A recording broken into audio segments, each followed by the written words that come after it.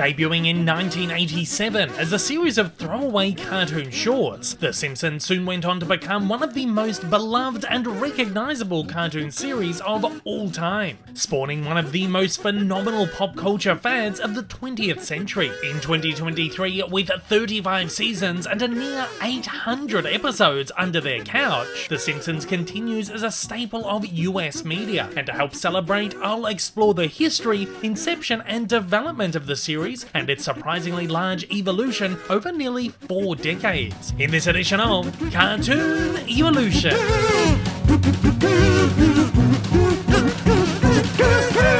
In 1977, cartoonist Matt Groening self-published the first issue of comic magazine Life in Hell, a satirical underground publication starring a group of anthropomorphic rabbits, chief amongst them Binky, and humans Akbar and Jeff. Inspired by the likes of Robert Crumb, Monty Python and Charles M. Schulz, Life in Hell was a scathing, screwy, countercultural look at the ups and downs of life and love. Groening's magazine soon gained attention, and Life in Hell comic strips began regularly running in popular publications, while compilation book Love is Hell sold over 22,000 copies in its first 2 printings. By the middle 80s, the strip was syndicated to over 250 papers across the USA and spawned a line of merchandise. Comic strips, however, were not Groening's true desire. With a lifelong love of cartoons, he dreamed of one day creating his own for TV. He believed this to be only a pipe dream, but as he'd later say,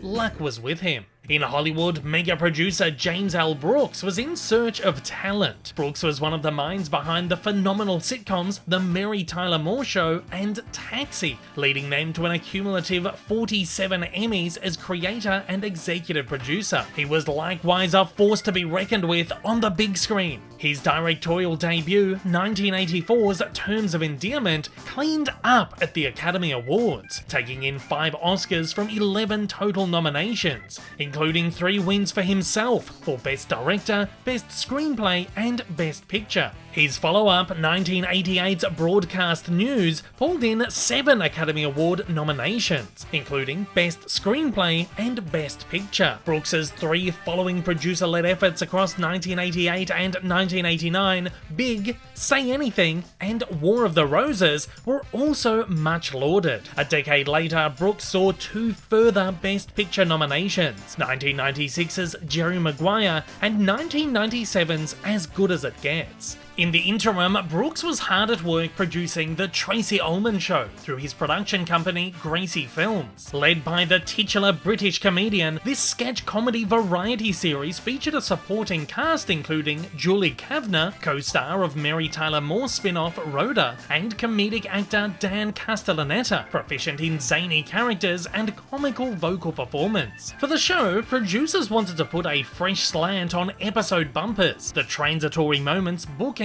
commercial breaks or longer sketches. Brooks said, "We decided that instead of saying, 'We'll be back in a minute' with a card or something like that, we would do a little piece of entertainment. Nobody ever tried to make them entertaining." Brooks and co. hit on the idea of turning the bumpers into 30-second cartoons and looked to cartoonists who would be suited to the job. Years earlier, Brooks had been gifted a print of a Life in Hell strip titled The Los Angeles Way of Death, a piece he thought was so great he hung it in his office. Brooks claims he devised the idea to approach Groening to adapt his Life in Hell characters for the short cartoons. Ken Aston, Brooks' longtime producing partner, however, refutes this, claiming he too had been gifted a Groening print and that it was he instead who first considered Groening for the role. Regardless of who approached him, Groening jumped at the chance, as he'd been waiting for Hollywood to call him up. Groening was, however, unhappy that the fledgling Fox network wanted to take over Life in Hell's merchandising, leaving him with a minor profit percentage, and feared the potential of ruining his characters if the cartoons performed miserably. So he declined the offer. Production asked if there were any other characters he would be willing to sign away. Of course, he said yes. Problem was, there were no other characters, and legend has it, Groening created The Simpsons in 15 minutes, either on the drive to meet with Brooks or while sitting in the waiting area of Brooks's office. Not particularly feeling creative in that 15 minutes, Groening presented a very crude sketch of the American family, with the characters named after members of his family. The father was Homer, named after his own. The mother was Marge, after his mother Margaret, and the two daughters were named Lisa and Maggie, after his sisters. To avoid the shamelessness of calling the family son Matt, he named him Bart, an anagram of brat. Brooks and the producers loved Groening's concept and commissioned it for production. To voice the characters, existing Ullman cast Castellaneta and Kavanagh were given Homer and Marge, with upcoming voice actor Nancy Cartwright cast as Bart and actor Yardley Smith chosen for Lisa. Ullman refused to do any voices, finding herself too busy with the series and showing a disdain for the cartoons in general. Animation was outsourced to small animation house Klasky Csupo, operated out of the former studio of legendary Looney Tunes animator Bob Clampett by the married team of Arlene Klasky and Gaber Csupo. Csupo claimed that they were one of roughly 200 companies in contention for the job, winning the bid by offering color animation for the price of black and white, a deal no other studio could match. It was up to Klasky Csupo to develop the cartoon's visual look. Csupo wanted to color balance Groening's beautiful but primitively designed characters with shocking colors. Groening, finding the coloring of many cartoon humans to be freakish, liked the idea, requesting something that would be unique to The Simpsons and stand out to channel surfing viewers. It was colorist Giorgi Palucci's idea to make The Simpsons yellow, also proposing Marge's blue hair. Producer Mike Reese claims that as most of the characters have no hairlines, yellow was chosen as it's kinda skin, it's kinda hair.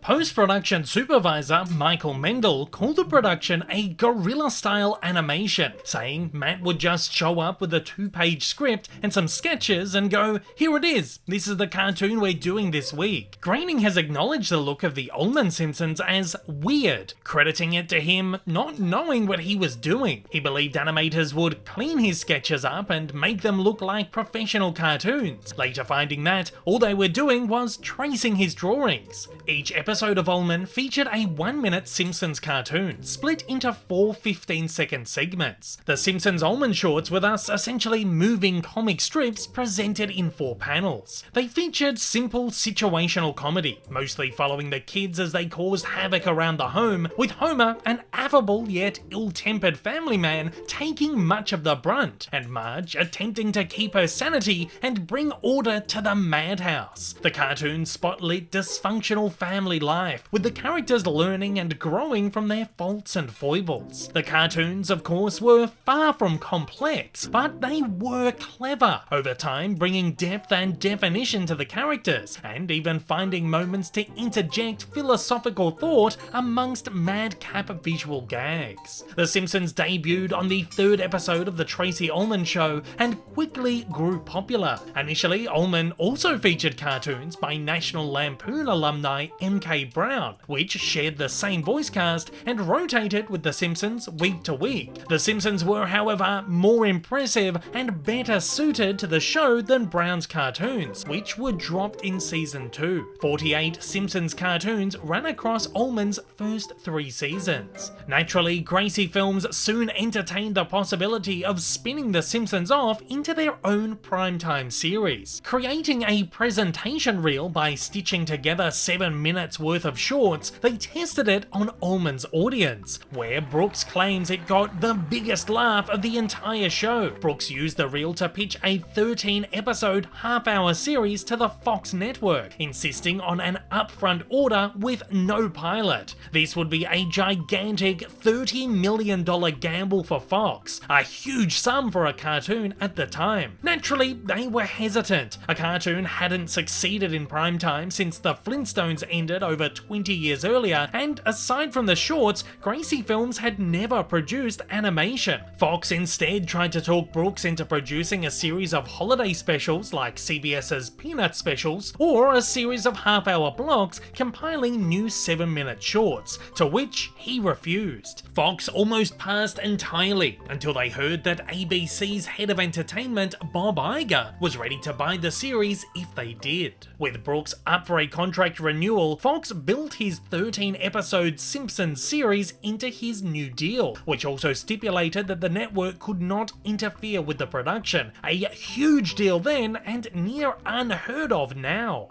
Groening's dream to create an animated series for primetime was now coming true. To produce the series, Groening and Brooks enlisted Sam Simon, a producer Brooks had worked with on Ullman, as well as the final season of Taxi, where he was writer and showrunner. Simon was also a writer-producer on the 3rd season of Cheers, and unlike the others, had actually worked in animation, beginning his career at Filmation in the late 1970s as a story artist. Simon was recognized as an astounding writer and one who could turn the simplistic gag piece Simpsons shorts into a fully fledged long-form series. Colin Lewis, post-production supervisor on the early Simpsons, credited Simon with being the one who was able to take a sitcom format and make an animated sitcom rather than a cartoon that's adult. He's also been credited with developing the show's sensibility and its real creative force, setting the formula, tone, storytelling,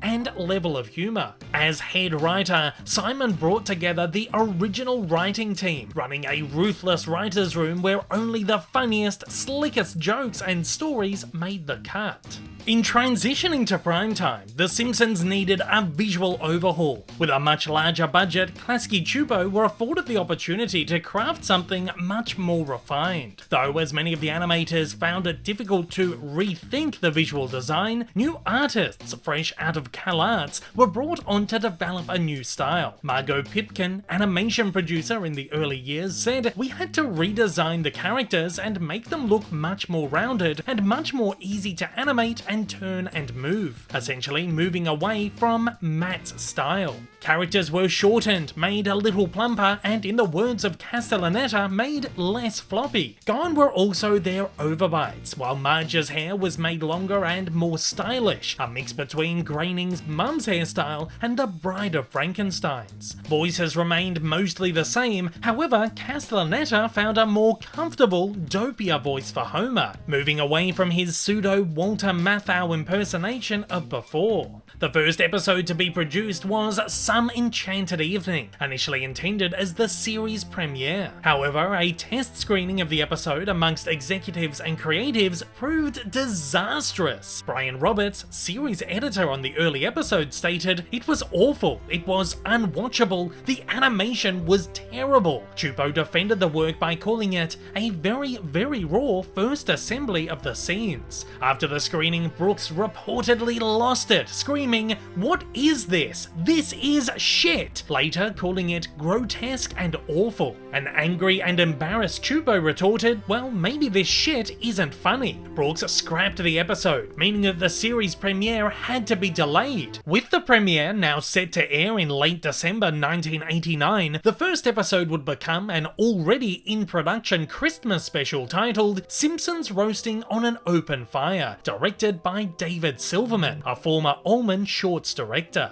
When this episode was tested, there was immense relief. Assistant editor Don Barozzo noted, "That one went much better. We could see it was gonna work." Roberts said, "If you take those two shows and actually run them side by side, you just see a tremendous improvement in the animation and the quality of the characters, and I personally credit Silverman with really refining and making it palatable." Some Enchanted Evening was eventually reworked, airing as the final episode of the season. Upon its debut on December 17, 1989, 1999, the first episode of The Simpsons was one of the week's top 30 shows, with 26.7 million US viewers. Critics praised it, while adoring and curious audiences returned in droves for episode 2, Bart the Genius, in January 1990. With 24.5 million viewers, it was the second most viewed show in the Sunday 8 PM time slot. Ratings only got better, with the first season ending as the #1 show in its time slot and a top 20 show overall. Animation continued to improve throughout the entire stretch of episodes, and so did the storytelling. Producing an entire series allowed a chance to flesh out the characters and their world. The newly reformed Simpsons were described by Groening in a 1990s documentary. Homer Simpson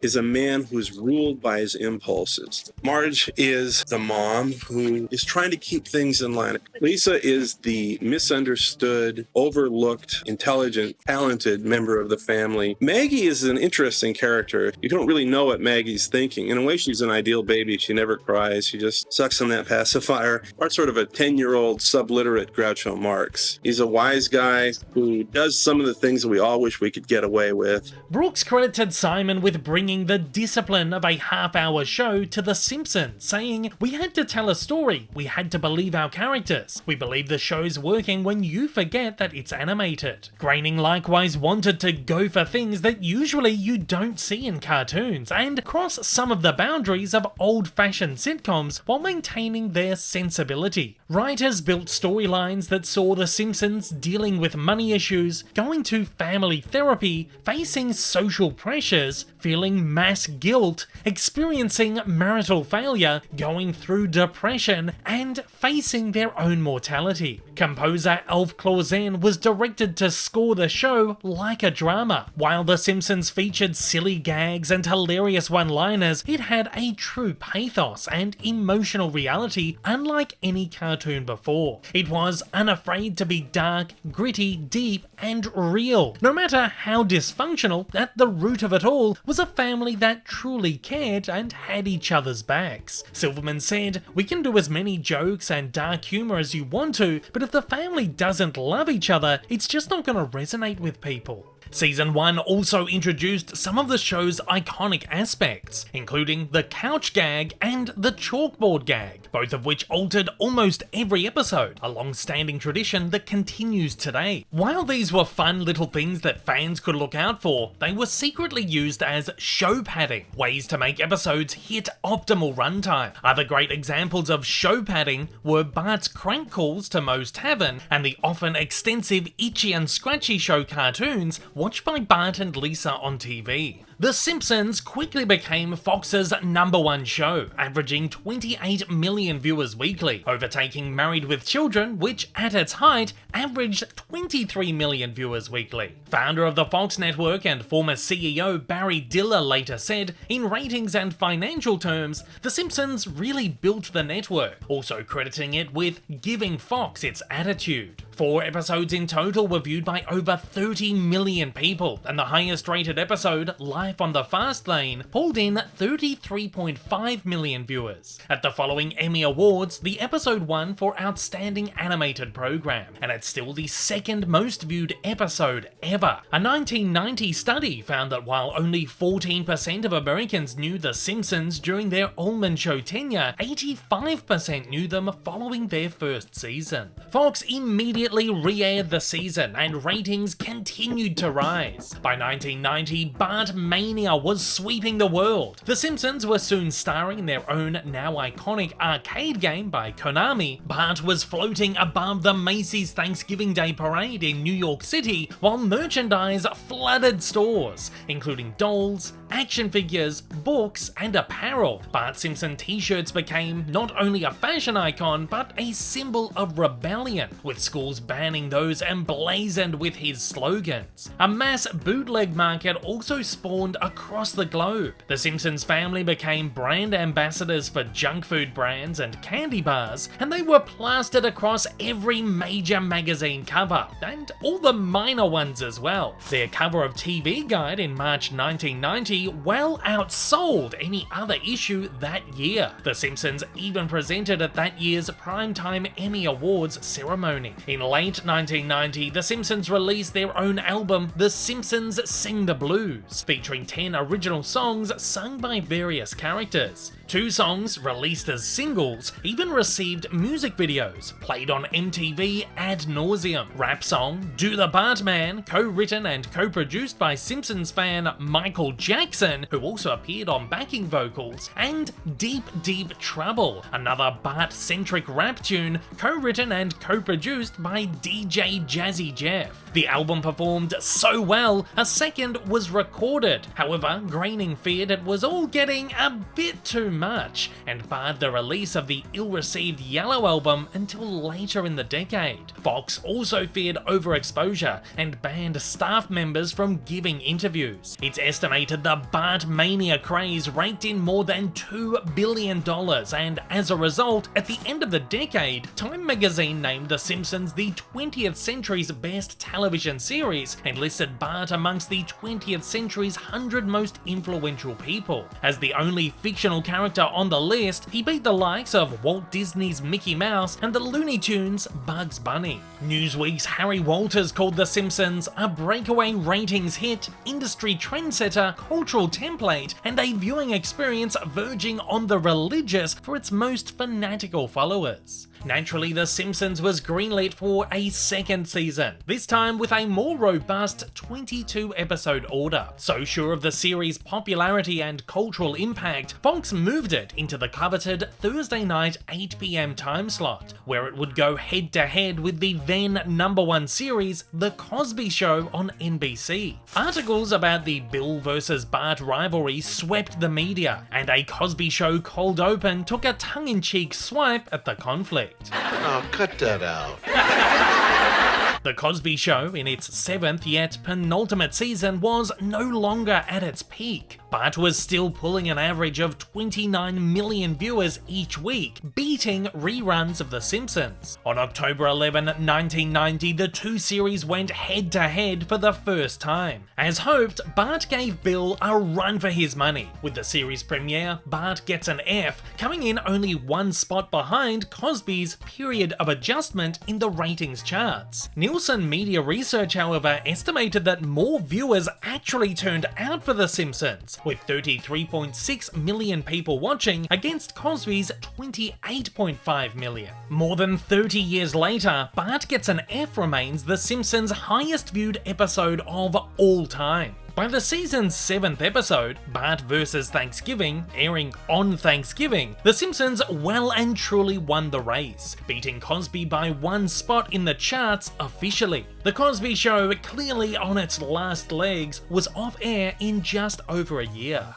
For season 2, animators managed to plus their work. While still somewhat crude, characters became more appealing, with models finally settled upon. Brooks called the drawing of The Simpsons precious, saying that even the most minute changes could lead to devastating results. In season 2, animation also became smoother, with characters less rigid and instilled with more fluidity, while backgrounds became marginally more detailed. In season 2, the show really found its formula, and practically every episode is considered a classic today. Stories were continually more clever, hilarious, meaningful, and subversive. There was a clear deviation from the somber tone of season 1, with episodes mostly leaning on the crazy antics of Bart, feeding into Bartmania. Again, the series walked away with an Emmy Award for Outstanding Animated Program for the episode Homer vs. Lisa and the Eighth Commandment, a surprisingly poignant exploration of guilt, morality, and religion.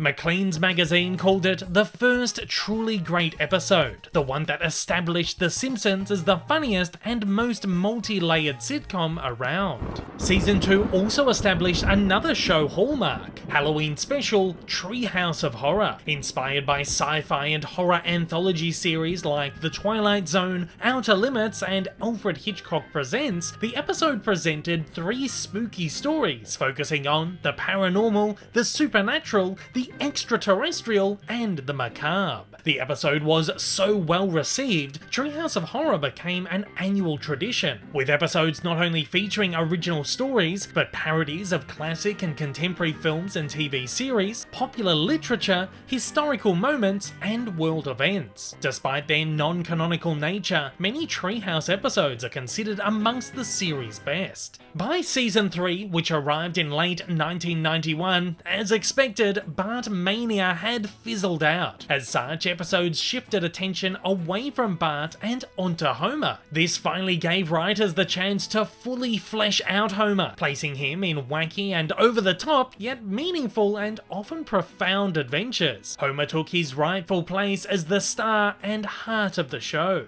Over the first seasons, an incredible roster of ancillary characters slowly built, bringing Springfield to life. Just as much as the Simpsons themselves, fans grew to love Grandpa Simpson, Patty and Selma, Mo Sislak, Apu Nahasapima Petalon, Mr. Burns, Waylon Smithers, Ned Flanders, Krusty the Clown, Sideshow Bob, Principal Skinner, Mrs. Krabappel, Bus Driver Otto, Groundskeeper Willie, Superintendent Chalmers, Reverend Lovejoy, Fat Tony, Barney Gumble, Lenny and Carl, Comic Book Guy, Milhouse Van Houten, Ralph Wiggum, Nelson Muntz, Dr. Hibbert, Dr. Nick, Chief Wiggum, Mayor Quimby, Professor Frink, Troy McClure, Lionel Hutz, Kent Brockman, and many, many more. Sam Simon is the man considered the grand architect of the Simpsons universe, with the creation of many, if not all, supporting characters commonly attributed to him. While core cast members brought some of these to life, 2 prominent performers were cast to pick up most of the slack. Hilarious comedic actor Hank Azaria and ex-Saturday Night Live alum Harry Shearer, who, with over 1,000 characters to his name, has voiced more Springfieldians than anyone else. With episodes shifting focus to Homer, the series was able to expand the scope of storytelling, bringing side characters to the forefront for the first time. The Simpsons had built an incredible, expansive world, where even the smallest characters had the ability to hold their own as superstars, something almost no other series had done before. In large part, this thematic change was thanks to new showrunners, Al Jean and fellow writer Mike Reiss, who pushed for more expansive stories with real depth, helping to build the core of what we now know to be classic Simpsons. In season 3, every main cast member took away an Emmy Award for outstanding voiceover performance, the only time an entire ensemble has won the award. Azaria and Shearer would win in later years.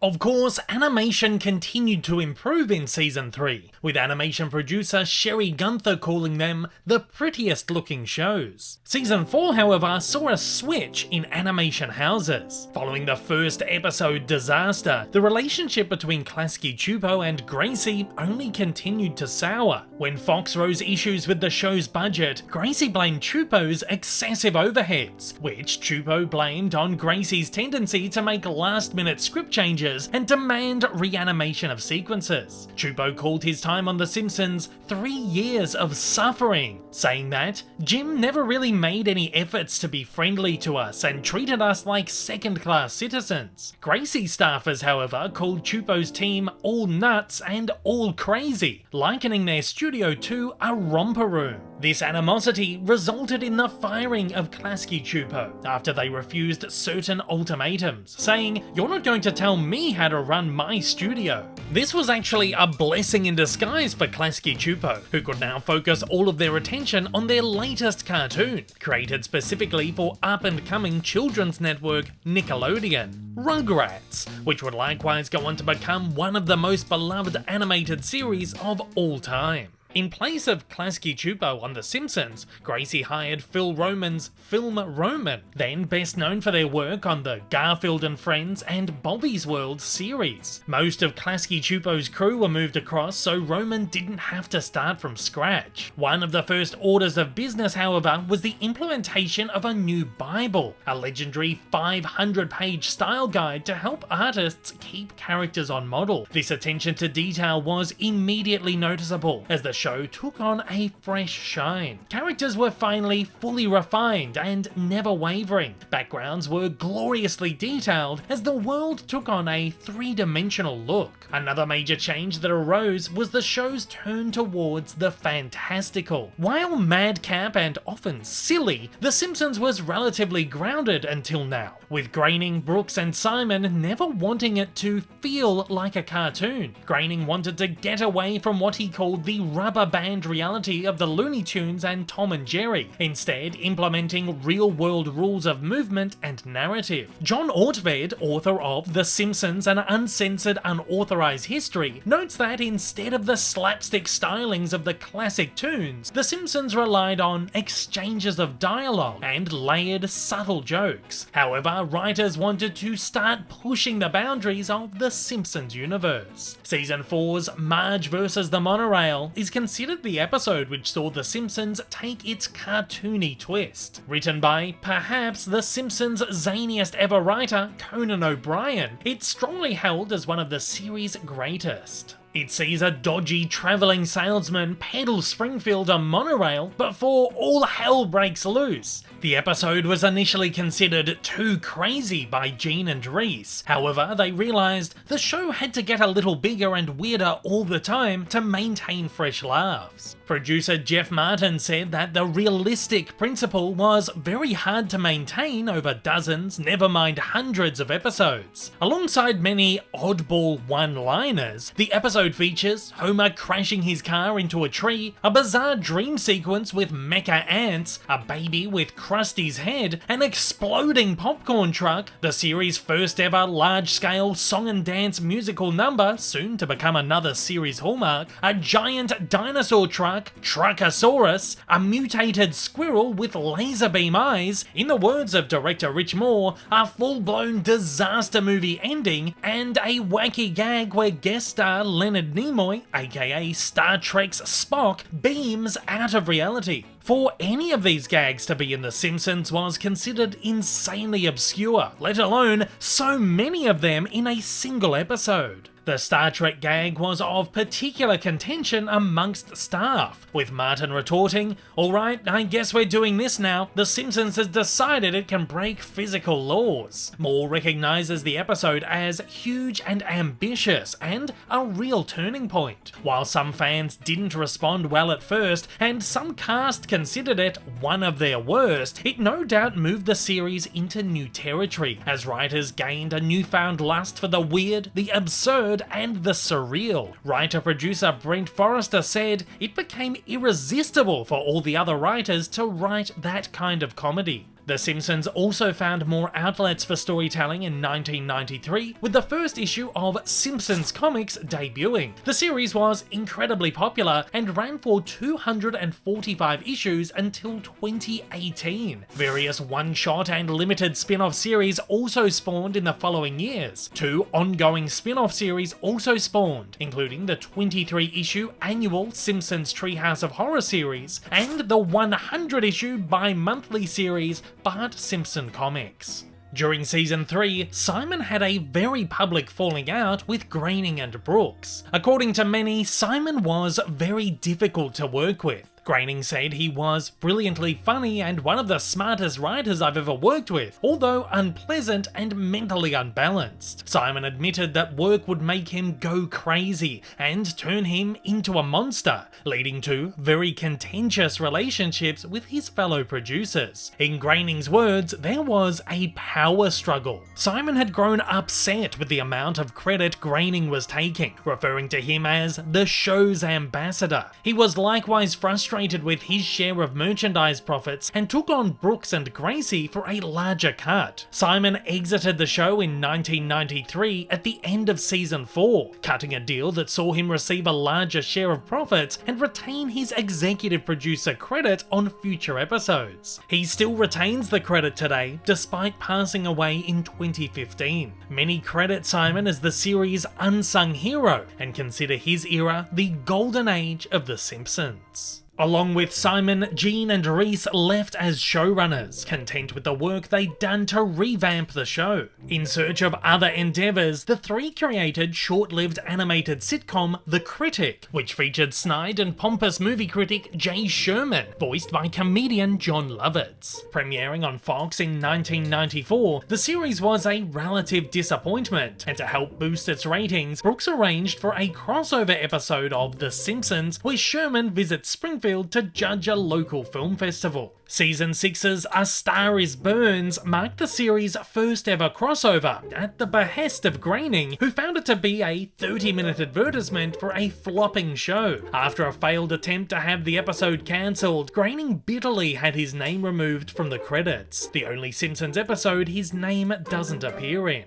For seasons 5 and 6, the reins of The Simpsons were handed to prolific comedy writer David Merkin, who completely overhauled the writing staff, retaining only a few originals. By now, almost anything was possible in Springfield, and the expanded scope of storytelling allowed these writers more experimentation and more farcical humour. The new team dove headfirst into the wild and wacky, bringing fresh, courageous, and often controversial ideas to the table. Episodes just got crazier and crazier over the following seasons. Sideshow Bob followed The Simpsons on vacation, intent on brutally murdering Bart, but not before a performance of Gilbert and Sullivan. Homer went into space, Bart got a pet elephant, a trip to an amusement park ended with giant killer robots, Bart pissed off all of Australia and got sentenced to a booting up the arse. Bloody well deserved, if I may say so myself. Mr. Burns planned to block out the sun, baby Maggie shot Mr. Burns, Homer put on 300 pounds to claim disability, the Simpsons family hired a magical British nanny to help clean up the house, Homer went to work for a megalomaniac James Bond villain, the X-Files crew visited Springfield after a series of paranormal sightings, Homer discovered a popular Japanese mascot that looks just like him, and Marge and Homer discover a newfound love for getting it on in public. With episodes bigger than ever, the show was given a second life at a very pivotal moment where many shows begin to falter.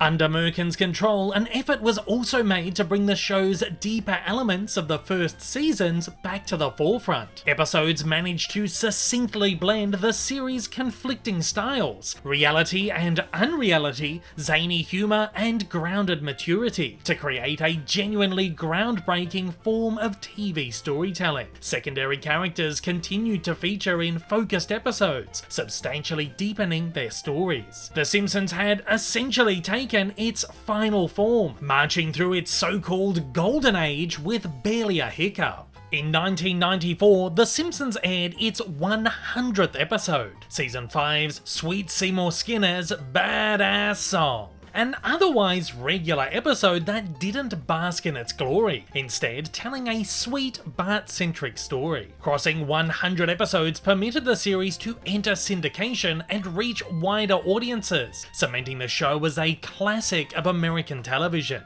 Under Merkin's wing, another series hallmark was established, the futuristic episode. Season 6's Lisa's Wedding took place in 2010, 15 years in the future, and saw Bart and Lisa in their 20s, Homer and Marge in their 50s, and Maggie as a teenager. The popular episode won The Simpsons its third Emmy Award for Outstanding Animated Program, and established an ongoing series of episodes giving a peek into The Simpsons' future lives. In 1995, Merkin stepped down as showrunner, personally selecting writers Bill Oakley and Josh Weinstein to take over for seasons 7 and 8. The pair wanted to continue pushing the envelope of storytelling by expanding the definition of what an episode could be. This resulted in a number of offbeat, narratively experimental episodes, including the 138th episode Spectacular, a mock clip show hosted by Troy McClure celebrating a meaningless milestone, The Simpsons Spin-Off Showcase, a mock anthology of fake Simpsons spin-off shows also hosted by Troy McClure, 22 short films about Springfield, an anthology of interconnected stories starring Springfieldians, actually intended as a backdoor pilot for a real Simpsons spin-off titled Springfield, which never eventuated, and The Mysterious Voyage of Homer, which saw Homer tripping on a very potent chili and going off on a psychedelic spiritual journey of self-discovery alongside a talking space coyote. The pair also produced the series' first ever and still one of very few two-part episodes, with the radical Who Shot Mr. Burns parts 1 and 2 spanning the season 6 finale and the season 7 premiere. Here, Mr. Burns is shot, with the assailant left a mystery at the end of part 1. Fox ran a promotion tasking viewers to guess the shooter and either submit their answers by calling a 1-800 number or online in one of the very first web-based TV promotions. Despite over 500,000 entries, not one guessed correctly: Maggie Simpson.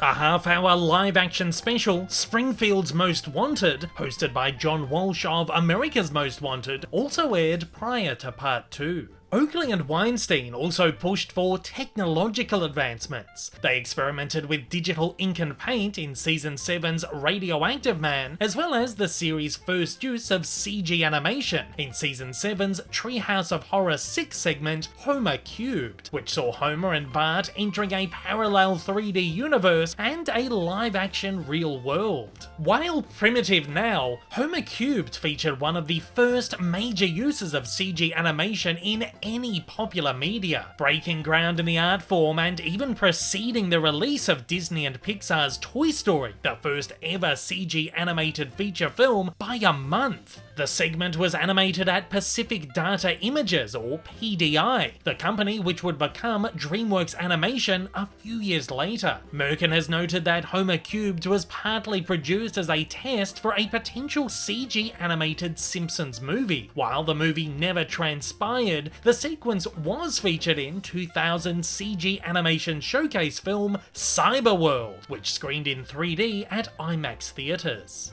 The showrunners were also instrumental in a major permanent canonical change, something rare then and even rarer now, with Lisa turning to vegetarianism in Season 7's Lisa the Vegetarian. The episode attracted high-profile guest stars Paul and Linda McCartney, who refused to do the show if the change wasn't permanent. Under Oakley and Weinstein, The Simpsons reached another major milestone, surpassing The Flintstones as the longest-running primetime cartoon in US TV history, with Season 7's The Itchy and Scratchy and Poochie Show marking the 167th episode. In under 10 years, The Simpsons had evolved from throwaway cult short cartoon to the single most successful American cartoon series in history. Although it wasn't all smooth sailing for The Simpsons in 1997. Merchandise sales had dropped substantially and licensees were down 75%. In effort to gain more market interest, Fox peddled out a series of best-of VHS collections and launched CD-ROM game Virtual Springfield. The most elaborate marketing stunt, however, was the construction of a near-exact replica real-life Simpsons house in Nevada, set to be the grand prize in a Pepsi promotion. During the broadcast of the Season 9 premiere, The City of New York vs. Homer Simpson, the winner was revealed. However,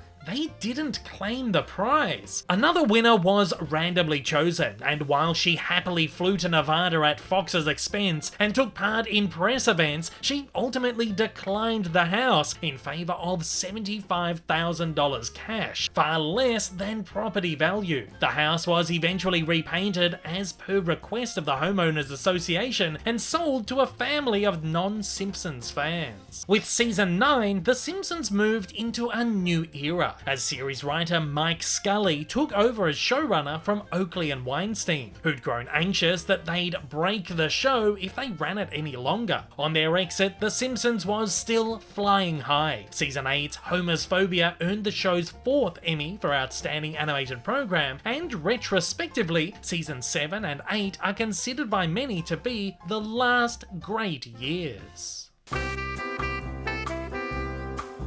Ahoy hoy, it's Lydia from the Simpsons Theory here, and look, I know what you're thinking. This Simpsons cartoon evolution is needlessly long and mind-numbing, and that Dave guy really knows how to waffle on.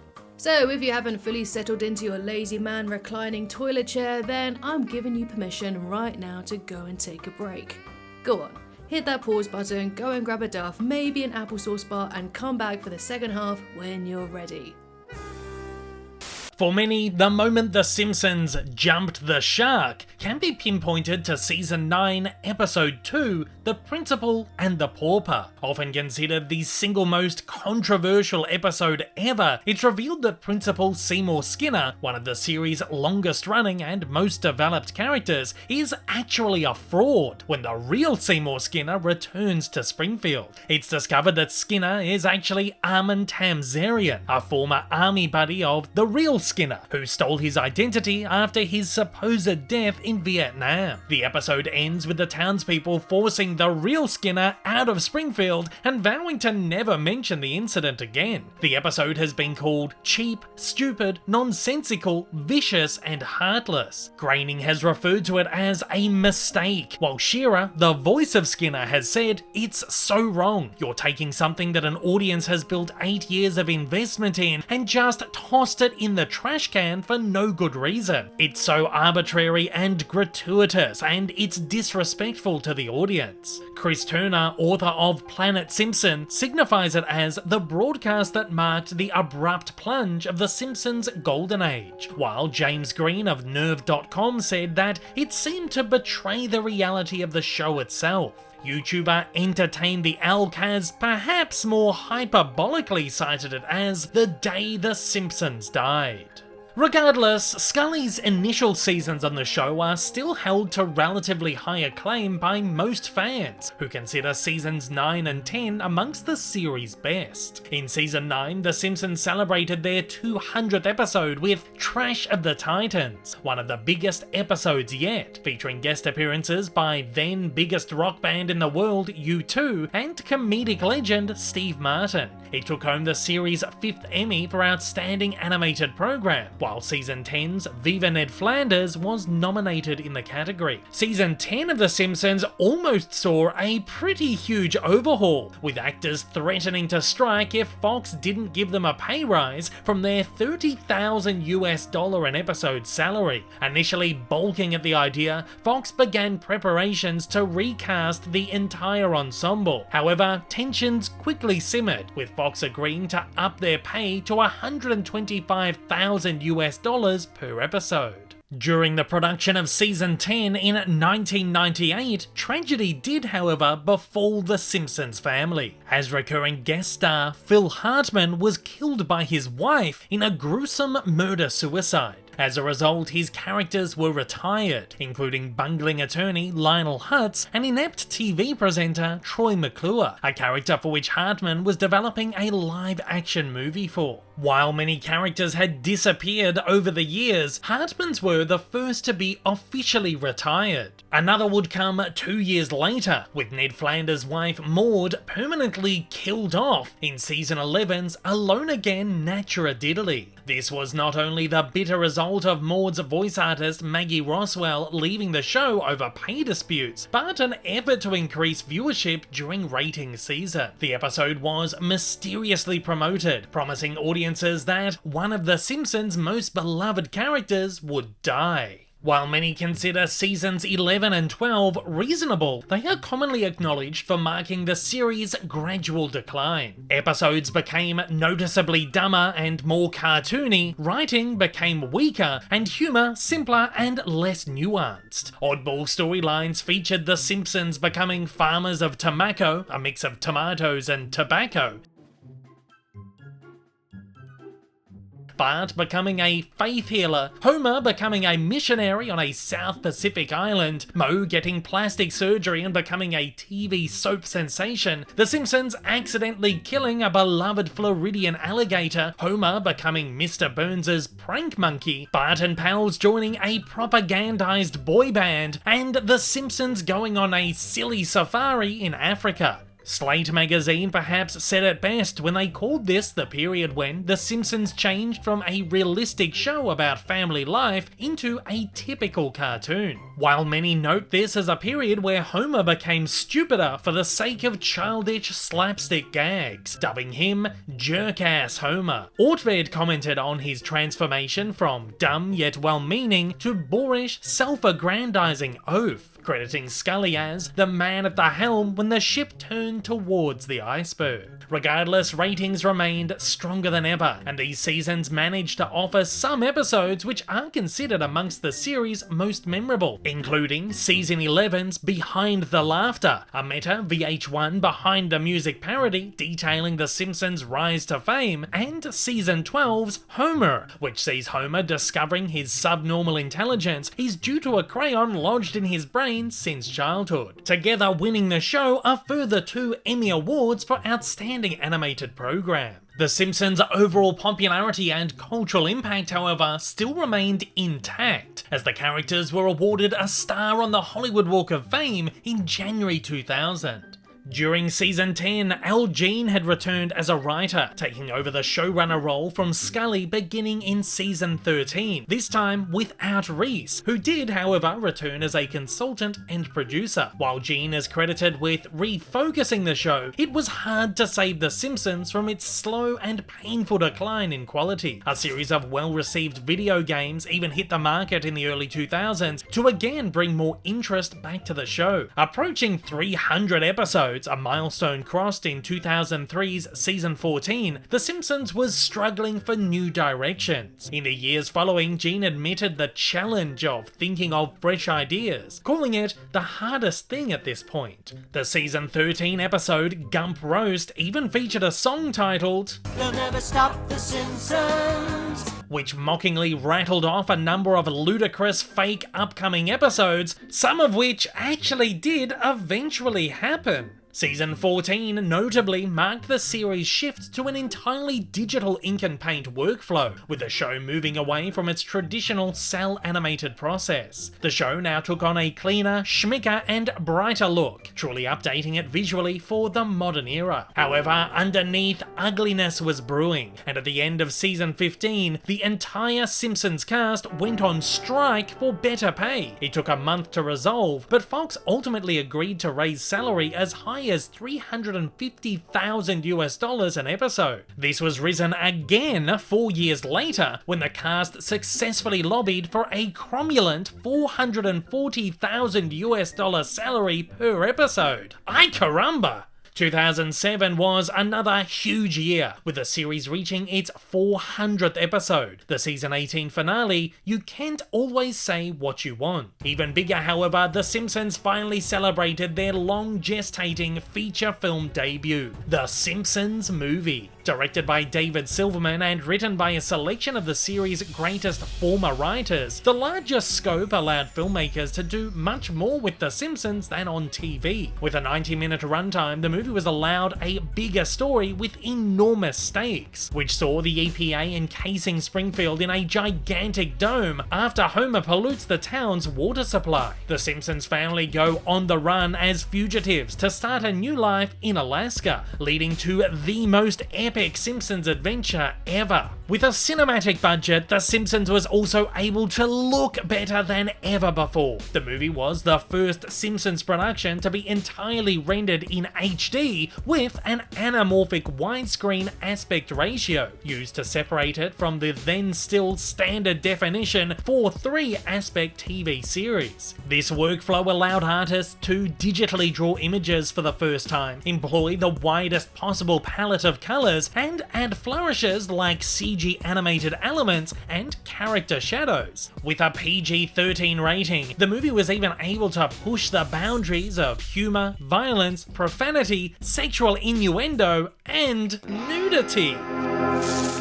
Naturally, Fox launched an elaborate marketing campaign for the movie. There were various retail tie-ins, 7-Eleven stores across the US were decked out like Quickie Marts, Homer performed a special opening monologue for Jay Leno's Tonight Show, and introduced an episode of American Idol. Movie trailers were plentiful, though largely cryptic in relation to the plot of the movie. The Simpsons movie was met with largely positive reception from critics and fans, many of whom found it refreshing and felt it harkened back to the show's golden years. Taking in nearly $540 million globally, it set various box office records, including highest grossing opening weekend for a hand-drawn animated film and for a film based on a TV series. In 2008, Universal Studios theme parks in Hollywood and Florida opened the Simpsons Ride, a motion simulator attraction utilizing then state-of-the-art technology. Presented with CG animation, the attraction allowed riders to fly over Springfield, coming face to face with the Simpsons. In 2013 in Florida and 2015 in Hollywood, the ride became the centerpiece of a newly themed Springfield, USA area, allowing park guests to visit the world of the Simpsons, including food and merchandise outlets themed after Moe's Tavern, Krusty Burger, Lad Lad Donuts, and the Quickie Mart. Characters also appear regularly as meet and greet mascots. By 2009, The Simpsons had reached its 20th season. Naturally, Fox launched various promotions to celebrate the milestone. One of the wildest saw Marge grace the pages of adult magazine Playboy, the very first cartoon character to do so. Aside from appearing on the cover, she also featured in a 3-page partially nude spread. While this drew some criticism, most fans appreciated it for the risky and risque satire that it was. That year, The Simpsons also surpassed The Adventures of Ozzie and Harriet as the world's longest-running sitcom by episode number, with episode 436, Eeny Teeny Maya Mo. During season 20, the series began broadcasting in high definition, with episodes now presented in an expanded 16:9 aspect ratio, the first being the season's 10th, Take My Life Please. The series was even given an entirely new opening sequence for the first time since season 2. The narrative quality of the show, however, was continuing to go downhill, now quite rapidly. Over the following seasons, ratings plummeted. The season 21 episode, $1 Million Maybe, became the lowest viewed episode ever, a record that would be broken dozens of times more. Season 20 is often considered the point where the series took a rapid dive, with ongoing series often declared the worst of the show's entire run. Reese has combated criticism by acknowledging that The Simpsons is running on the 2001st best idea out there. Things were looking so grim that by season 23, Fox was losing money on The Simpsons for the first time ever, and the network negotiated with cast members to take substantial pay cuts to assure that the show could actually stay on the air. Negotiations were long and laborious, and production staff even began preparing for the show's end, just in case an agreement couldn't be reached. The episode, Holidays of Future Past, was crafted as a potential series finale. The Christmas-themed episode, set 30 years in the future, was an especially emotional one, seeing Bart and Lisa dealing with the troubles of parenthood and seeking the support of a wise elderly Homer. Touching on long-running themes, as a faux finale, it managed to bring some great character closure. Regardless, Fox reached an agreement with the cast, who all ceded to a near 40% pay cut. Holidays of Future Past eventually aired as the 9th episode of season 23 and was well received. It's considered by many to be one of the best contemporary episodes, perhaps even on par with the classics, and was nominated for an Emmy. Season 23 saw another major milestone, with 2012's At Long Last Leave marking the series' 500th episode. Here, the Simpsons are kicked out of Springfield after the townspeople grow tired of the family's constant antics. In the same year, the Simpsons made a brief return to the big screen with their first theatrical short film, Maggie Simpson in The Longest Daycare, directed by David Silverman. The 4-minute cartoon, focusing on Maggie's adventures at daycare, played in front of Fox's Ice Age Continental Drift in theaters. Just like the film it accompanied, Longest Daycare was produced in stereoscopic 3D, marking The Simpsons' first outing in the format. The short, which cost more to make than an average episode, was well received, with some critics quipping that it was better than Continental Drift. Longest Daycare was nominated for Best Animated Short Film at the Academy Awards, the first and currently only time The Simpsons has been in contention for an Oscar. It lost to Disney's groundbreaking Paperman. Despite a handful of Emmy nominations, the next few seasons were somewhat uneventful. However, season 26's Treehouse of Horror 25 segment, The Others, saw the return of the Ullman-era Simpsons in a frighteningly funny Emmy-nominated episode, which sees the Simpsons haunted by the ghosts of their former selves. Season 27, while also featuring the regular Treehouse of Horror, also aired a special Halloween episode titled Halloween of Horror, the series' first non-Treehouse Halloween special. Season 28's Treehouse of Horror 27 was also notable as the series' 600th episode. As a tongue-in-cheek gag, the episode finale saw a roll call of shows cancelled by Fox during The Simpsons run. Season 28 also saw another major shift in The Simpsons, with animation production moving from long-term studio Film Roman following an acquisition of the company. As of 2016, The Simpsons has seen animation produced at Fox Television Animation. 2018 was another gigantic year for The Simpsons, with season 29's Forgive and Regret marking the series' 636th episode, allowing it to surpass Gunsmoke as the longest-running scripted primetime series in US TV history. With each ongoing episode of The Simpsons, of which there's now well over 750, this record continues to be broken. NBC's Law & Order SVU is currently in second place with nearly 550 episodes. If The Simpsons were to finish today, it would still take SVU a decade to take the title. But with The Simpsons in production for the foreseeable future, it's a title we likely won't see taken for much longer. 2018 also saw The Simpsons surpass a record 30 seasons. In March 2019, the Walt Disney Company officially acquired 20th Century Fox and all its entertainment assets, officially making them the new owners of The Simpsons. Disney promised to allow The Simpsons to continue in production with its trademark edge, even releasing a very short satirical cartoon featuring the family saluting their new corporate overlords and welcoming brand synergy. The first episode to air under Disney ownership was season 30's Krusty the Clown, though Season 31, premiering in late 2019, was the first to have episodes produced under Disney ownership. True to their word, The Simpsons has stayed much the same under Disney. The studio has even put in extra effort to keep The Simpsons a staple of the pop culture landscape. They have released several short films, including a follow-up Maggie theatrical, Playdate with Destiny, released alongside Pixar's Onward in 2020, and a line of Disney Plus promotional shorts beginning in 2021, which have so far seen The Simpsons clash with the worlds of Disney Plus, Disney villains, Lucasfilm and Star Wars, and the Marvel Cinematic Universe, while meeting music icons Billie Eilish, Bad Bunny, and the Bocelli family. Sure, it is all a bit of that brand synergy, but most fans have found these harmlessly entertaining. In 2020, Matt Selman joined Al Jean as showrunner in season 32, roles in which they still remain. Also in 2020, another major character left the series, fan favourite Apu.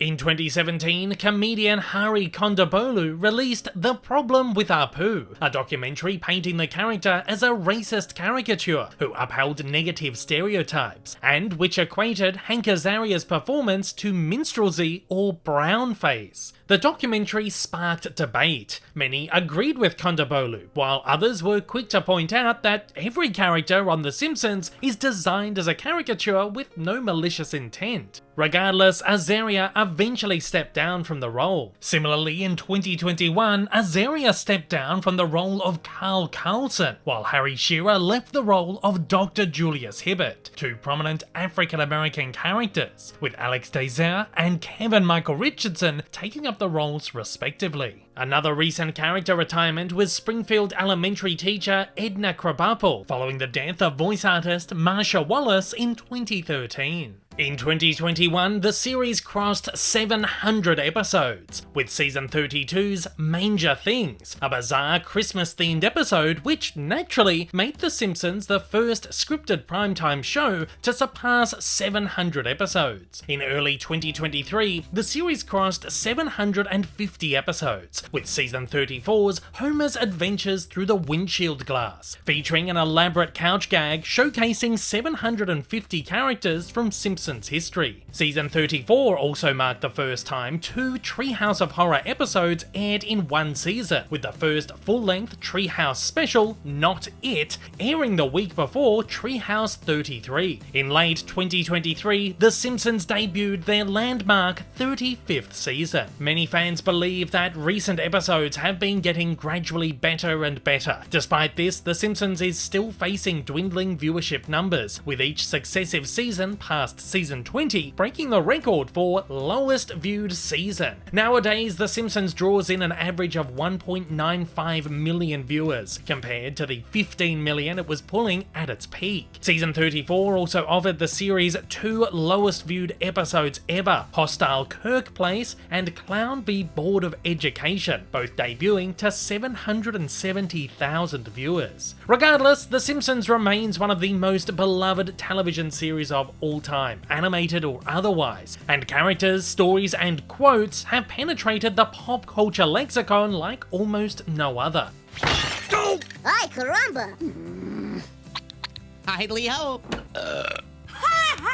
Excellent. If anyone wants me, I'll be in my room. The Simpsons inarguably paved the way for other adult series, most notably Family Guy, American Dad, Bob's Burgers, South Park, King of the Hill, Rick and Morty, and of course Groening's very own Futurama. In recent years, The Simpsons has even seen numerous crossover episodes with other series airing on the Fox network. The Simpsons regularly appears in lists of the greatest television shows and characters. In just 2022, Rolling Stone named it the second greatest TV show of all time, behind only The Sopranos. And in December 2023, Hollywood trade paper Variety ranked it at number 4, saying that no show has had more impact on comedy, animated or live action, while calling it the most significant program in TV history and a television institution. As the current recipient of 35 Emmy Awards, it's the most Emmy-winning animated series ever, and the fourth most Emmy-winning series overall, behind Saturday Night Live, Game of Thrones, and Frasier. With nearly 100 Emmy nominations, it's also one of the most nominated shows ever. Despite its many downfalls, The Simpsons seemingly has much life left in it. Season 36 is set to debut across 2024 and 2025, which will allow the series to cross 800 episodes, while a sequel movie has been long rumoured. Whether you like it or not, The Simpsons are here to stay. You'll never stop The Simpsons. And at that, I want to know your thoughts on The Simpsons. What's your favourite episode? Who's your favourite character? What's your favourite moment or quote? As always, join the conversation down below.